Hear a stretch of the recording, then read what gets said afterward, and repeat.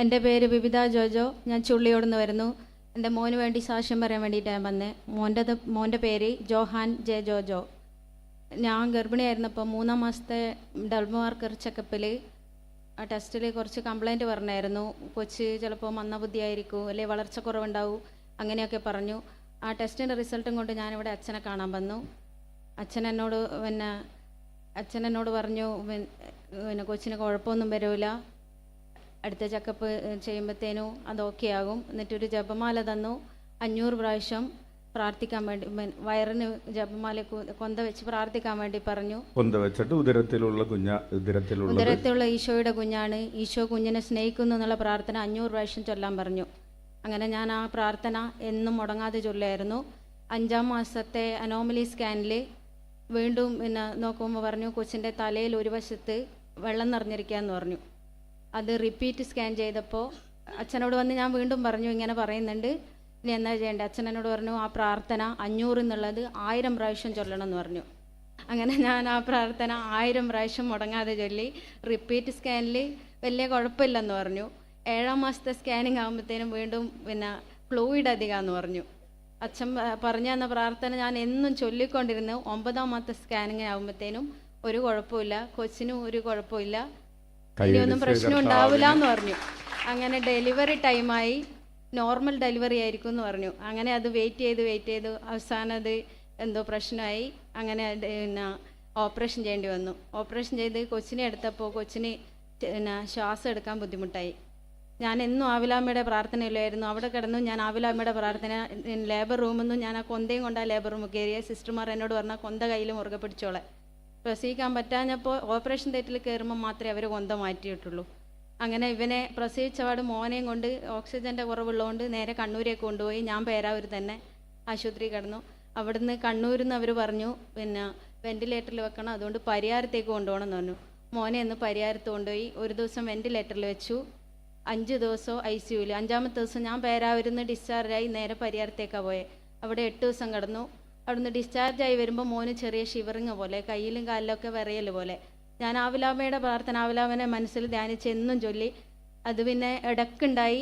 വീണ്ടും ഞങ്ങൾ പേരാവൂർ സ്റ്റിച്ച് എടുക്കാൻ പോയപ്പോൾ അവർ പറഞ്ഞു വീണ്ടും പരിയാരത്തേക്ക് പോക്കോളേം, കൊച്ചിന് ശ്വാസം മുട്ടലാന്ന്. അങ്ങനെ വീണ്ടും പരിയാരത്ത് കൊണ്ടുപോയി. അവരുടെ അടുത്ത് ഞാൻ പറഞ്ഞു ഇങ്ങനെ ഷിവറിങ് ഉണ്ട്.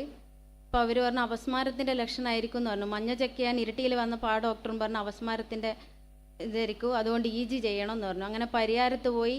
3-ാമത്തെ പ്രാവശ്യം പോയപ്പോൾ 5 ദിവസം കിടത്തി. ICUവിൽ 3 ദിവസം കിടന്നു. എന്നിട്ട് അവർ EG ചെയ്തു. EGയിൽ ഒരു കുഴപ്പമില്ല.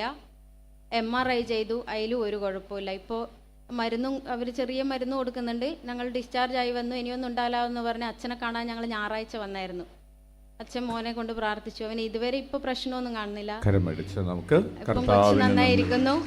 ആവിലാമ്മയുടെയും ബന്ധിതരായ ഈശോയുടെ അച്ഛൻ്റെ അനുഗ്രഹം എപ്പോൾ ഉണ്ടാകുമെന്ന് വിചാരിക്കുന്നു. പ്രിയപ്പെട്ടവരെ, 3-ാം മാസത്തെ സ്കാനിങ്ങിൽ കുഞ്ഞിന് ഡൗൺ സിൻഡ്രം ഉണ്ടാകാൻ ഉള്ള സാധ്യതകളുണ്ട് എന്ന് പറഞ്ഞപ്പോഴാണ് ഈ സഹോദരി വന്നത്.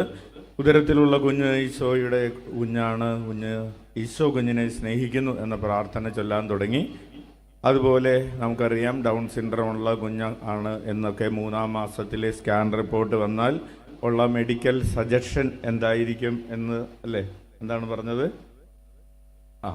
ഹല്ലേലൂയ. പ്രിയപ്പെട്ടവരെ, നമുക്ക് പലതരത്തിലുള്ള കാര്യങ്ങൾ പറയുകയും അതുകൊണ്ട് പ്രഗ്നൻസി ഡിസ്കണ്ടിന്യൂ ചെയ്യാനൊക്കെ ഉള്ള സജഷൻസ് ഒക്കെ നൽകുകയും കുഞ്ഞിനെ വേണ്ട എന്ന് വയ്ക്കാനുള്ള സജഷൻസ് ഒക്കെ ഉണ്ടായിരുന്നു.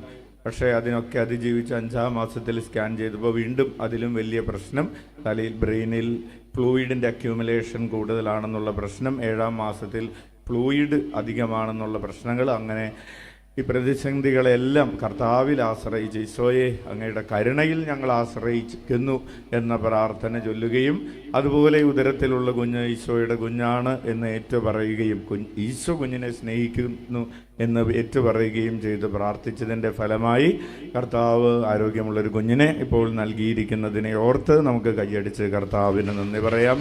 ഉച്ചത്തിൽ വിളിക്കാം ഈശോയേ.